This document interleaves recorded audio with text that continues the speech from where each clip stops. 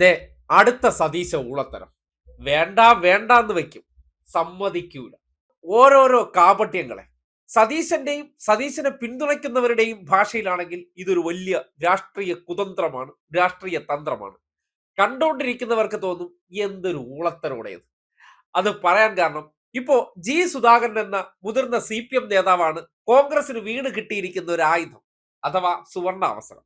ഇനി സുധാകരനെ പോലെ ഇത്രയും മഹത്തരനായിട്ടുള്ള ഒരു കമ്മ്യൂണിസ്റ്റുകാരൻ ചിലപ്പോൾ ജീവിച്ചിരിക്കുന്നുണ്ടാകില്ല. ഇതായിരിക്കും സതീശന്റെ ഒക്കെ പതിവ് പല്ലവി.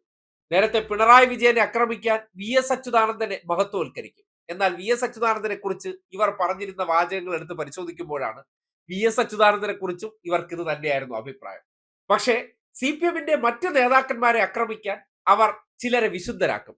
ആ വിശുദ്ധ പട്ടം കിട്ടുന്നത് എങ്ങനെയെന്നാൽ ആ പാർട്ടിക്കകത്തുള്ള ഏതെങ്കിലും ഒരു നേതാവിനെതിരെ ശബ്ദമുയർത്തുകയോ പാർട്ടിക്കെതിരെ ശബ്ദമുയർത്തുകയോ ചെയ്തു കഴിഞ്ഞാൽ പിന്നെ ആ വ്യക്തി എന്ന് പറഞ്ഞാൽ അവർക്ക് വിശുദ്ധ പുണ്യാളച്ചനാണ്, നല്ല കമ്മ്യൂണിസ്റ്റ് ആണ്, ഇതുപോലൊരു കമ്മ്യൂണിസ്റ്റ് പിന്നെ കേരളത്തിൽ ഇല്ല എന്ന ആംഗിളിലേക്ക് സതീശനും സതീശനെ പിന്തുണയ്ക്കുന്ന മഞ്ഞ ഓൺലൈൻ കറക്ക് കമ്പനികളെല്ലാം കൂടി ആ ആംഗിളിൽ വെച്ച് ചില രാഷ്ട്രീയ കഥകൾ മെനയും. ഇനി എന്താണ് അങ്ങനെ പറയാൻ കാരണമെന്നല്ലേ, കഴിഞ്ഞ ദിവസം സതീശനോട് എന്തുകൊണ്ടാണ് അബിൻ വർക്കിയെ യൂത്ത് കോൺഗ്രസ് സംസ്ഥാന പ്രസിഡന്റ് ആക്കാത്തത് എന്ന ചോദ്യം ചോദിച്ചില്ലെങ്കിലും സതീശന് മാപ്ര കോലുകളിലൂടെ ഡയലോഗ് അടിക്കാൻ ജി സുധാകരന്റെ പാർട്ടിയെ വിമർശിച്ചുള്ള സ്റ്റേറ്റ്മെന്റ് കൃത്യമായി ചോദ്യമായിട്ട് വരുന്നു.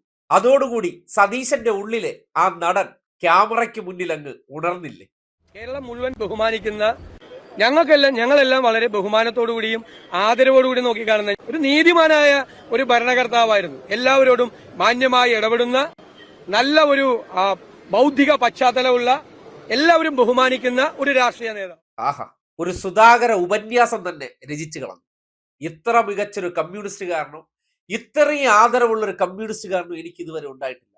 അദ്ദേഹത്തിന്റെ പ്രവർത്തന ശൈലിയെക്കുറിച്ചൊക്കെ സതീശൻ സംസാരിക്കുന്ന കണ്ടാൽ ഞങ്ങളുടെ പുണ്യാളച്ചം പോലും ഇതുപോലെ പ്രവർത്തിച്ചിട്ടില്ല എന്ന് തോന്നും.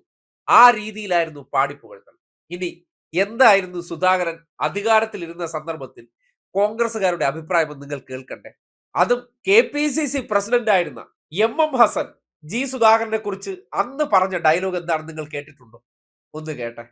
സുധാകരൻ ഒരു സ്ത്രീ വിരുദ്ധനും ക്രൂരനുമായിട്ടുള്ള ഒരു രാഷ്ട്രീയ നേതാവാണ്. സുധാകരൻ കംസനാണ്. സുധാകരനെ കംസൻ എന്ന് വേണം അഭിസംബോധന ചെയ്യാൻ. അതും KPCC പ്രസിഡന്റായ MM ഹസന്റെ വാചകമാണ്.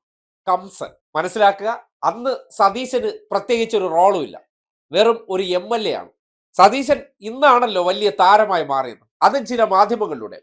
അപ്പോ ആ കാലത്ത് അധികാരത്തിലിരുന്ന സുധാകരൻ കംസനായിരുന്നു, അഹങ്കാരിയായിരുന്നു, ധിക്കാരിയായിരുന്നു, മുൻചുണ്ടിക്കാരനായിരുന്നു. അദ്ദേഹം എഴുതിയ ചില കവിതകളെ വരെ വലിയ ആക്ഷേപമായിരുന്നു.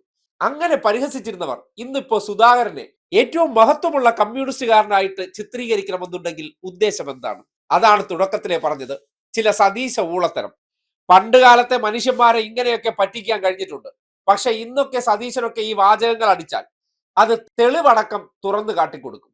എന്തുകൊണ്ടെന്നാൽ ഇതൊക്കെ ഒരുതരം കാപട്യമാണ്, രാഷ്ട്രീയ പ്രവർത്തനമല്ല.